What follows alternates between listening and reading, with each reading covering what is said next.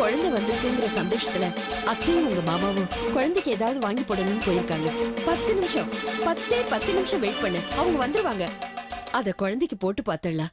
அதுக்கப்புறமா நீ குழந்தைய எடுத்துட்டு போ. அத்தை, நீங்க உங்க பேத்திக்கு எது வேணாலும் செய்யுங்க, நான் வேணான்னு சொல்லல. ஆனா செய்யறத அங்க வந்து செய்யுங்க.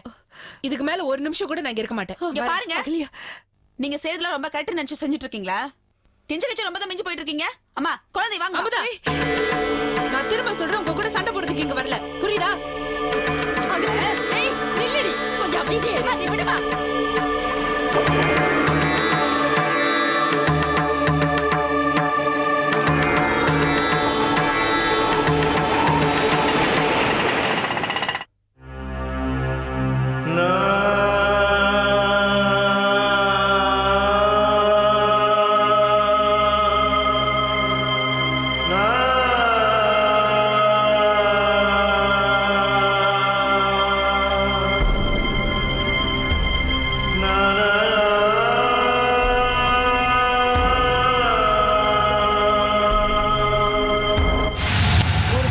அப்பான்ற ஸ்தானம் கிடைக்கிறது ஒரு வரம் மாதிரி.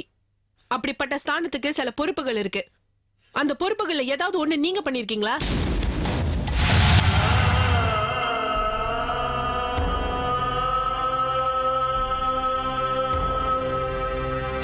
ஒரு கணவன் கர்ப்பமா இருக்கிற அவன் பொண்டாட்டி கிட்ட காட்டுற பாசமும் பரிவும் அவன் மூலமா குழந்தைக்கு போய் சேரும்.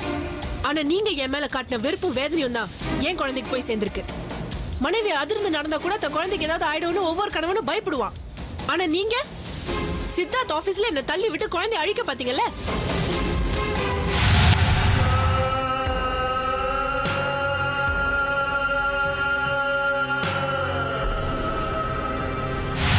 எந்த ஆம்பளையும் தன் பொண்டாட்டி கர்ப்பமா இருக்கும்போது அவளை பட்னி போட்டு பார்க்கணும்னு ஆசைப்பட மாட்டான். ஆனா நீங்க எனக்கு பச்சை தண்ணி கூட கொடுக்க கூடாதுன்னு சொல்லிட்டீங்க.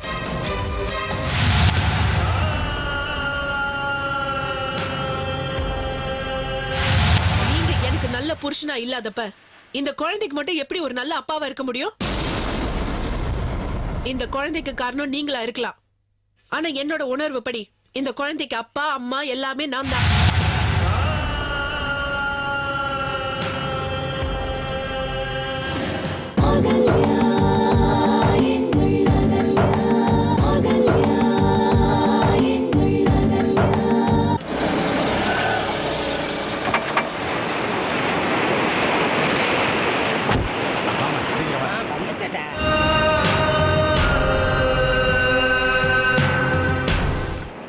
ரொம்ப நேரம் ஆயிடுச்சோம்மா. நீ தாண்டா ரொம்ப லேட் பண்ணிட்ட. ஆனா ஆமா நல்லா இருக்கு. என்னங்க இவ்வளவு நேரம் கழிச்ச வருது? ஏமா என்னாச்சு? அது சரி, அங்க கடையில அம்மாவால தான் ரொம்ப லேட் ஆயிடுச்சு. அதை பாரு இதை பாருன்னு சொல்லி கடையே போட்டு பெரட்டி ஒன்னு செலக்ட் பண்ணி வாங்கிட்டு வரதுக்குள்ள போரும் ஆயிடுச்சு. அப்பயே சொன்னேன்ல. சும்மா ஏன் இருடா. பாட்டி கொஞ்சம் சீக்கிரமா வரக்கூடாதா? ஏன் என்னாச்சு?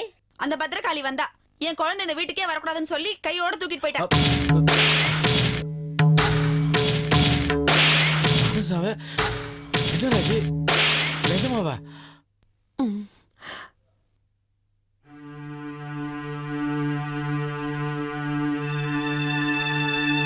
கதிர் இப்ப எங்கம்மா?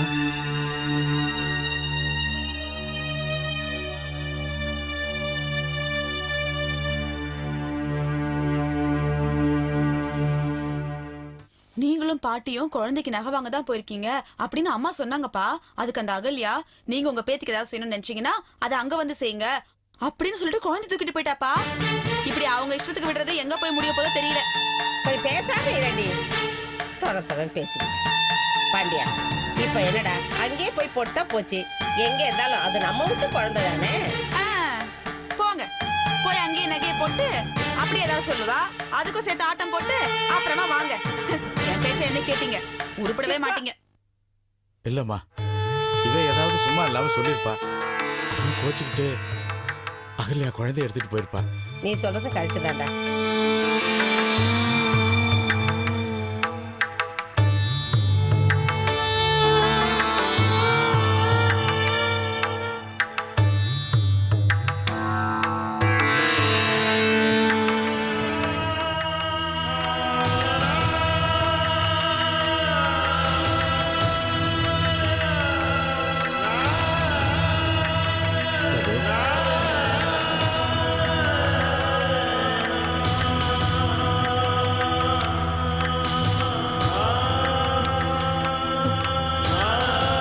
கதிர், என்னப்பா?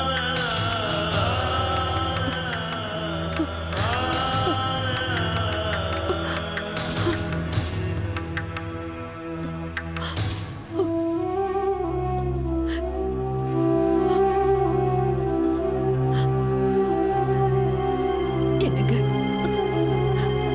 கதிர்?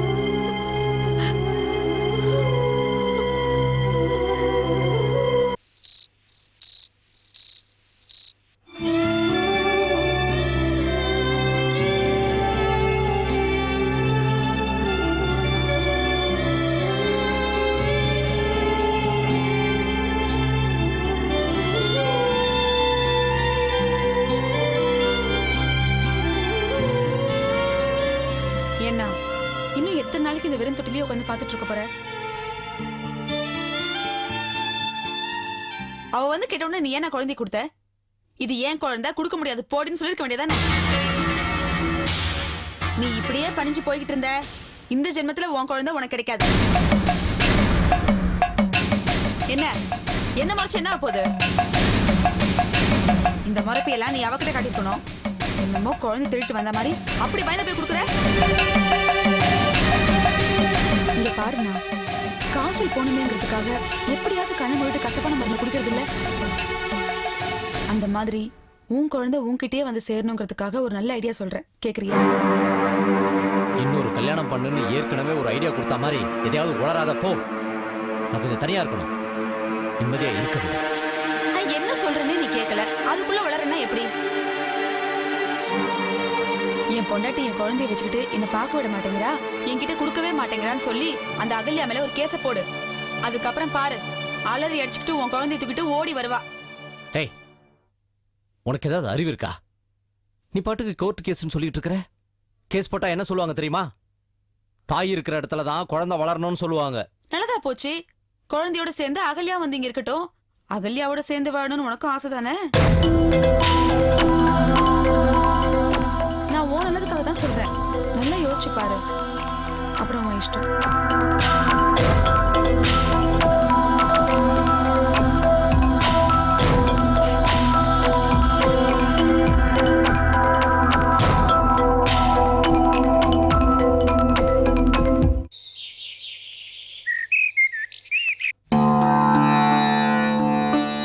அகல்யா, டிஃபன் எடுத்து வைக்கிறேன், நீ சீக்கிரமா ஆபீஸ்க்கு கிளம்பு.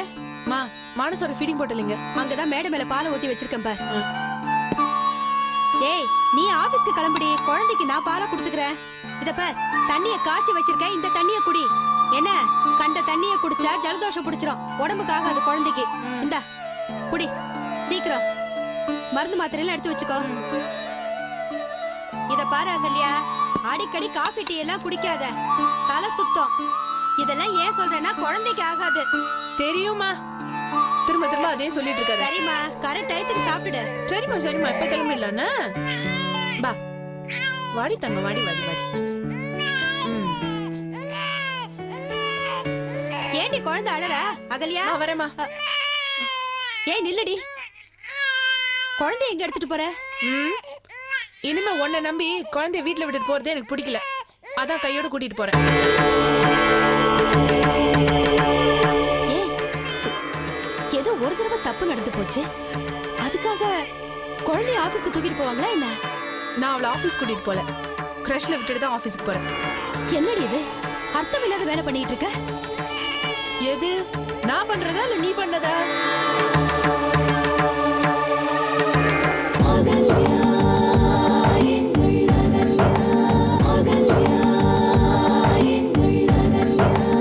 அம்மா, மறுபடியும் உங்க மருமக பிள்ளை வீட்டுக்கு வருவாரு, பாசத்தோட உருக்கி உருக்கி குழந்தைய கேட்பாரு.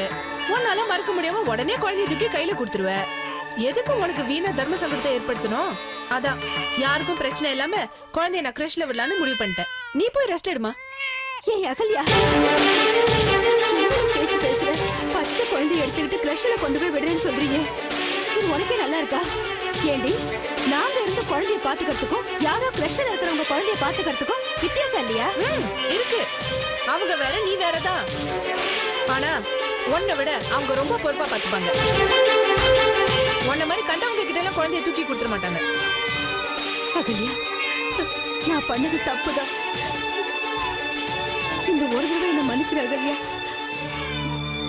இது மாதிரி இன்னொரு தடவை நடக்காம பாத்துக்கிறேன். மாப்பிள்ளை வீட்ல இருந்து மாப்பிள்ளை வந்தாலும் சரி, இல்ல யார் வந்தாலும் சரி, யார்கிட்டயும் குழந்தைய கொடுக்காம பாசோடய பேசி அனுப்பிச்சிடுறேன். தயவு செஞ்சு குழந்தைய என்கிட்ட விட்டுட்டு போடி. மா, நீ அவரை மாதிரி செய்யறதெல்லாம் செஞ்சுட்டு கடைசியில மன்னிப்பு கேட்க ஆரம்பிச்சிட்டியா? எதுக்கு இதெல்லாம்? வீணா உனக்கு எனக்கும் மனஸ்தாபம் தான் வரும். நான் நிதானமா யோசிச்சுதான் முடிவெடுத்திருக்கேன். என்னால யாருக்கும் கஷ்டம் வராது, என் குழந்தைனால யாருக்கும் கஷ்டம் வரக்கூடாது. நான் வரேன். ஏய் அகல்யா, சொன்னா கேளுடி, பச்சை குழந்தைய தூக்கிட்டு போகாதடி. நான் யார் வந்தாலும் இனிமே குழந்தைய கொடுக்க மாட்டேன்டி, சொன்னா கேளுடி, குழந்தைய கொடுத்துட்டு போடி.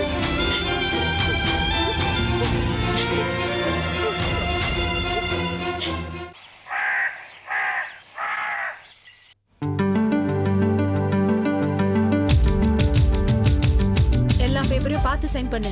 அதெல்லாம் கரெக்டா தான் இருக்கும். ரொம்ப தேங்க்ஸ் அகல்யா. எதுக்கு? எனக்காக நீ இவ்ளோ பெரிய ரிஸ்க் எடுக்கிறதுக்கு தான். ஒரு வகையில பார்த்தா இது என்னோட கடமை சிவா. சூட்கேஸ் ஓபன் பண்ணு. எல்லா பணமும் இதுல கரெக்டா இருக்கு. All the best. தேங்க்யூ. எப்படி இவ்ளோ பெரிய ஃபைனான்சியர் உனக்கு ஃப்ரெண்ட் ஆனாரு? நான் சித்தார்த் ஆபீஸ்ல ஒர்க் பண்ற மூலமா இவர் எனக்கு பழக்கமானாரு. ரொம்ப நல்ல மனுஷன். அதுவும் இல்லாம எனக்கு ஏதாவது செய்யணும்னு ஆசைப்பட்டுட்டே இருந்தாரு. சரி, அது உனக்காவது யூஸ் ஆகட்டுமேனு தான். சரி, அவர் யாருன்னு தெரிஞ்சுக்கலாமா? அதெல்லாம் உனக்கு தேவையில்லாதது. முதல்ல பணத்தை எடுத்துட்டு போய் எப்படி பிசினஸ் டெவலப் பண்ணலாம்னு யோசி. அதை விட்டுட்டு யாரு எவருன்னு கேள்வி கேட்டுட்டு இருக்காத. ஓகே? எவ்வளவு பெரிய ஹெல்ப் எனக்கு பண்ணிருக்க. இதுக்கெல்லாம் பதிலுக்கு நான் என்ன கைமாறு செய்ய போறேன்னு எனக்கு தெரியல. நீ ஒன்னும் செய்ய வேண்டாம். மாசம் மாசம் கரெக்டா டியூவை கட்டிடு. கண்டிப்பா. சரி, நான் கிளம்புறேன். சிவா, நீ ஆரம்பிக்க போற பிசினஸ்ல எவ்வளவு காம்படிஷன் இருக்குன்னு உனக்கு நல்லா தெரியும். எவ்வளவு கேர்ஃபுல்லா ஹேண்டில் பண்ணி சக்சஸ் பண்ண முடியுமோ அவ்வளவு கேர்ஃபுல்லா ஹேண்டில் பண்ணு. இதெல்லாம் நான் உன்கிட்ட சொல்ல வேண்டியதில்ல, இருந்தாலும் as a friend நான் சொல்றேன். அதுக்கு மேல அண்ணிங்கிற ஒரு ஸ்தானம் இருக்கு, அதை மறந்துடாது. என்ன, நான் வரட்டுமா? சரி, பாய். பாய்.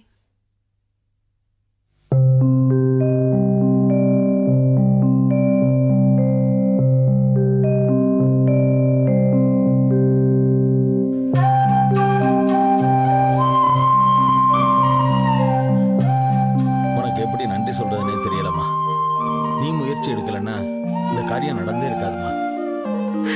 நீங்க சொன்னதுனால அதனால தான் எனக்கே இப்படி ஐடியா தோணுச்சுப்பா. நான் ஜஸ்ட் சிவா கிட்ட பேசினேன், அவ்வளவுதான். சிவாக்கு ஒரு புதிய திசை காட்டினதுக்கு நான் தான் உங்ககிட்ட நன்றி சொல்லணும். உங்களுக்கு எப்படி சிவா கிட்ட இப்படி கேட்டா ஒத்துக்குவான்னு தெரிஞ்சது? அதுதாம்மா பிசினஸ். எல்லாருக்கும் இப்படி ஒரு நிலைமை வரும்னு தெரியும். சிவா இப்படிப்பட்ட நிலைமையில இருக்காருங்கிறத அவர் ஆபீஸ்ல இருக்கிற பியூன் மூலமா நான் தெரிஞ்சுக்கிட்டேன். அதை உன் மூலமா சிவா கிட்ட நான் கேட்க சொல்லி அதை நிறைவேற்றிக்கிட்டேன், அவ்வளவுதான். உண்மையிலே நீங்க பெரிய பிசினஸ் மேன். ஆனா என்ன, நான் என்னைக்குமே சிவா கிட்ட போய் சொன்னதில்ல. இன்னைக்கு சொல்ல வேண்டியதாயிடுச்சு. பரவாயில்லம்மா, ஒரு நல்ல விஷயத்துக்காக தான் நீ பொய்யே சொல்லியிருக்க. அது ஒன்றும் தப்பே கிடையாது. சிவா ஒரு காலத்துல வளர்ந்து பெரியவரானா அது உனக்கும் பெருமை தானே? கண்டிப்பா. அது மட்டும் இல்லம்மா, அதுக்காக நாம இந்த விஷயத்த கடைசி வரைக்கும் மறைச்சு வச்சிருக்கணுங்கிற அவசியம் இல்லை. ஒரு காலகட்டத்துல நாம சிவா கிட்ட இதெல்லாம் சொல்லிடலாம். நானும் அதே பண்ணிடலாம்னு யோசிச்சேன். சரிம்மா, அப்ப நான் கிளம்புறேன். அப்பா, இந்த டாக்குமெண்ட்ஸ் இது போலியா தயாரிச்ச டாக்குமெண்ட் தானே, இது எதுக்கு? நீயே வச்சுக்க. வரம்மா. சரி. வரம்மா.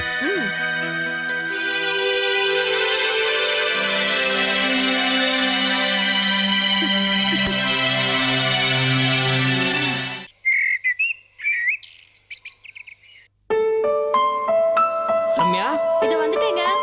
வரும்போது கொஞ்சம் தண்ணி எடுத்துட்டு வாங்க. சரிங்க. என்னங்க, இந்தாங்க. என்னங்க சூட்கேஸோட வந்திருக்கீங்க? புதுசா ஒரு பிசினஸ் ஆரம்பிக்க போறேன்னு சொல்லிட்டு இருந்தேன் இல்லையா? ஆமா. அதுக்கான பணம் அகல்யா அந்த ஃபைனான்சர் கிட்ட இருந்து ஏற்பாடு பண்ணி கொடுத்தாங்க. ரொம்ப நல்ல ஃபைனான்சியர். அகல்யா இன்ட்ரெஸ்டே கட்ட வேணாம்னு சொல்லிட்டா. பட் நான் தான் அது நல்லா இருக்காது, கொஞ்சம் கட்டுறேன்னு சொல்லிட்டேன். நீயும் நானும் பிசினஸ் ஆரம்பிக்க போற விஷயத்த மாப்பிள்ளை கிட்ட பேசியிருந்தா கண்டிப்பா 2 பேருக்குள்ள சண்டை வந்திருக்குமா? சில சமயம் வாழ்க்கையிலையும் பிசினஸ் டெக்னிக்கை யூஸ் பண்ண வேண்டியிருக்குமா?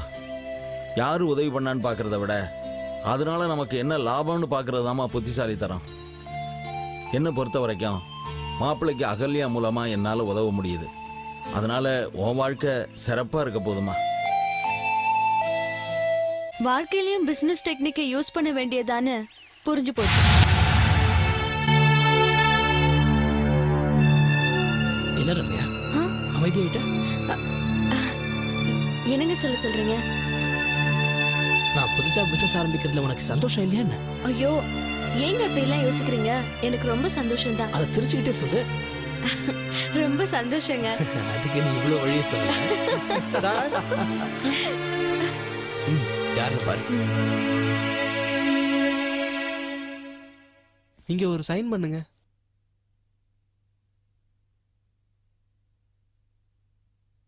Thank you madam.